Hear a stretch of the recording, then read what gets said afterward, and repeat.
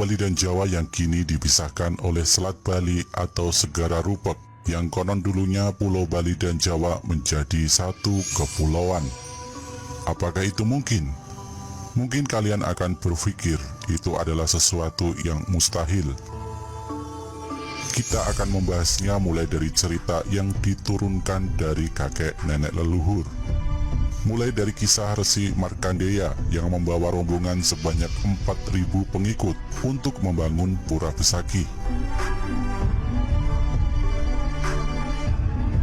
Dalam kisah itu diceritakan bahwa mereka menuju Bali tanpa menyeberangi sebuah selat Bali menggunakan perahu, karena pada saat itu Pulau Bali dan Jawa masih menjadi satu. Kemudian terdapat sebuah kisah dalam sejarah Nusantara ini, bagaimana Pulau Bali dan Jawa akhirnya terbelah dipisahkan oleh Selat Bali. Menurut uraian sebuah kitab bernama Usana Bali, bahwa putusnya Pulau Jawa dengan Pulau Bali adalah disebabkan kesaktian seorang pendeta bernama Empu Sidimantra. Pendeta itu bertempat tinggal di Jawa Timur, bersahabat karib dengan seekor ular besar yang bernama Naga Basuki. Naga Basuki berliang di desa Besaki yang terletak di kaki Gunung Agung, yang merupakan sebuah gua besar yang dianggap suci. Karena persahabatan itu, Empu Sidimantra setiap bulan purnama selalu datang ke Besaki bertemu Naga Basuki dengan membawa madu, susu, dan mentega untuk sahabatnya tersebut.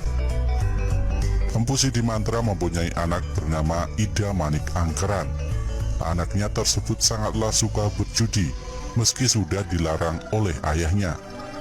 Ida Manik Angkeran akhirnya pun sering mengalami kekalahan saat berjudi. Pada saat bulan purnama kembali tiba, Empu Sidimantra mengalami jatuh sakit, sehingga secara diam-diam Ida Manik Angkeran tanpa izin orang tuanya pergi ke Bali menemui Naga Basuki. Sampai di sana ia lalu duduk bersila sambil membunyikan bajra yang dibawanya itu, sehingga Naga Basuki keluar dari liangnya. Atas pertanyaan ular besar itu, Ida Manik Angkeran lalu menerangkan bahwa ayahnya masih sakit. Oleh karena itu ia menjadi wakilnya membawa madu, susu, dan mentega yang biasa dihidangkan oleh ayahnya setiap bulan. Naga Basuki dengan senang hati menerima pemberian dari Ida Manik Angkeran. Kemudian Naga Basuki bertanya kepada Ida Manik Angkeran, apakah yang diinginkan untuk bekal dalam perjalanan pulang. Ida Manik Angkeran tidak meminta apapun, hanya meminta silakan Naga Basuki kembali masuk ke dalam gua terlebih dahulu. Ketika itulah Ida Manik Angkeran melihat sebuah permata yang indah berada di ekor Naga Basuki. Dia pun berpikir permata itu akan cukup digunakan untuk bisa berjudi seumur hidupnya.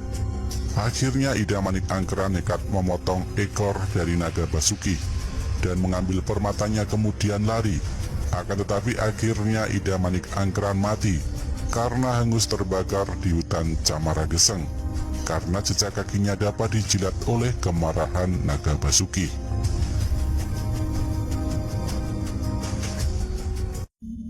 Empu Sidimantra yang khawatir anaknya berhari-hari tidak pulang tanpa ada kabar, akhirnya pun pergi mencarinya.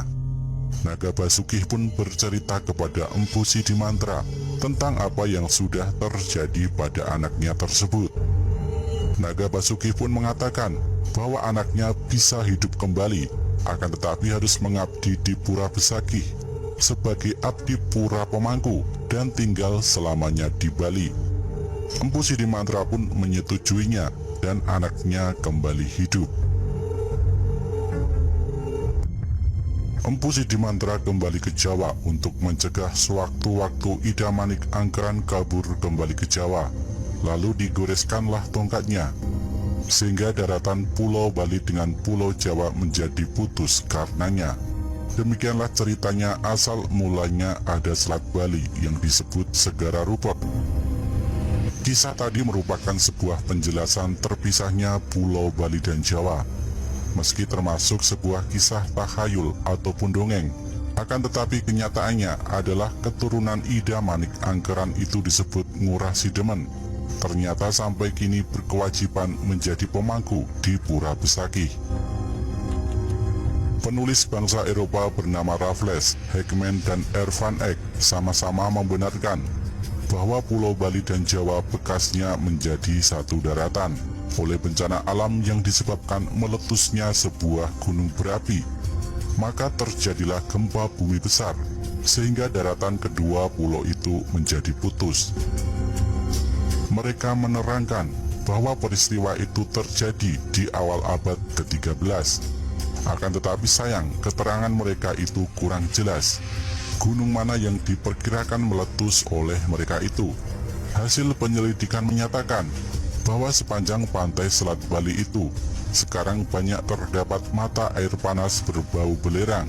Kemungkinanlah di sana dahulu terdapat sebuah gunung berapi yang sudah meletus. Di antara mata air panas itu disebutnya Banyuwedang, yang artinya air panas. Sementara itu terdapat sebuah kitab bernama Nagara Kretagama karangan Prapanca yang menerangkan bahwa putusnya Pulau Jawa dengan Pulau Madura terjadi dalam tahun Uwaka 124. Bilangan tahun Uwaka itu mempergunakan perhitungan Candra Sangkala, yaitu dengan perkataan yang berbunyi Samudra Nanggung Bumi. Keterangan kitab itu sesuai dengan pernyataan sebuah kitab bernama Wawatekan yang menerangkan bahwa segara rupak itu ialah segara nanggung bumi. Baik samudra maupun sagara sama artinya dengan lautan atau selat. Kedua perkataan itu sama dengan angka 4 menurut perhitungan tahun Candra Sengkala. Perkataan nanggung sama dengan angka 2, sedang perkataan bumi sama dengan angka 1. Oleh karena caranya menghitung angka-angka itu harus berbalik, maka terjadilah bilangan tahun Uwaka 124 atau tahun Masehi 202. Meskipun kitab-kitab itu sudah menerangkan demikian, namun pernyataan itu tiada dapat dipakai pegangan yang kuat untuk menentukan putusnya Pulau Bali dengan Pulau Jawa yang terjadi semasa itu. Mustahil Prapanca tiada menyebutkan dalam kitab karangannya itu bahwa putusnya Pulau Bali dengan Pulau Jawa bersamaan waktunya, apabila memang benar demikian halnya. Dalam pada itu seorang penulis bernama J.W. Leadbeater menerangkan di dalam sebuah kitab karangannya bernama The Occult History of Java bahwa putusnya Pulau Jawa dengan Pulau Sumatera terjadi dalam tahun Masehi 915 yang menyebabkan putus kedua pulau tersebut. Dapatlah keterangan penulis itu dipakai sandaran untuk menyatakan bahwa putusnya Pulau Bali dengan Pulau Jawa terjadi pada waktu itu. Memang jikalau ditilik dari letak ketiga pulau itu, yakni Sumatera, Jawa, dan Bali, seakan-akan berangkai hanya dipisahkan oleh selat-selat yang sempit. Tidaklah mustahil kejadian di Selat Sunda dapat dipengaruhi keadaan di Selat Bali. Sementara kitab-kitab itu tiada memberi ketegasan waktu mana kiranya putusnya Pulau Jawa dengan Pulau Bali terjadi, maka pendapat umum lebih condong mempercayai teori ilmu bumi.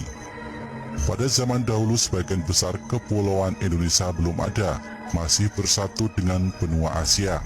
Maka pada suatu ketika, yaitu pada zaman es, konon katanya gunung-gunung es yang terdapat di kutub utara dan di kutub selatan menjadi cair, sehingga permukaan laut naik dan merendam daerah-daerah yang rendah. Oleh karena itu terjadilah lautan Tiongkok Selatan, Laut Jawa, dan Selat Malaka. Kemungkinan ketika itulah terjadinya Selat Bali, lantaran dataran di sana rendah, turut terendam air laut yang sedang pasang. Jika memang demikian halnya, sudah tentu putusnya Pulau Bali dengan Pulau Jawa terjadi beberapa ratus abad sebelum tahun Masehi. Demikianlah keterangan-keterangan yang diperoleh mengenai hal ihwal putusnya Pulau Bali dengan Pulau Jawa. Namun para ahli belum ada yang berani menerangkan kapan sebenarnya peristiwa itu terjadi. Baiklah, hal itu dipakai sebagai gambaran saja untuk meraba-raba bahwa kedua pulau itu pada suatu masa kiranya memang benar mula-mula menjadi satu daratan. Raffles menerangkan bahwa putusnya Pulau Bali dengan Pulau Jawa terjadi di dalam tahun 1204. Hegeman menerangkan terjadi dalam tahun 1293. Sedang R. van Eyck menerangkan terjadi dalam tahun 1298. Keterangan mereka itu menurut perhitungan tahun Masehi.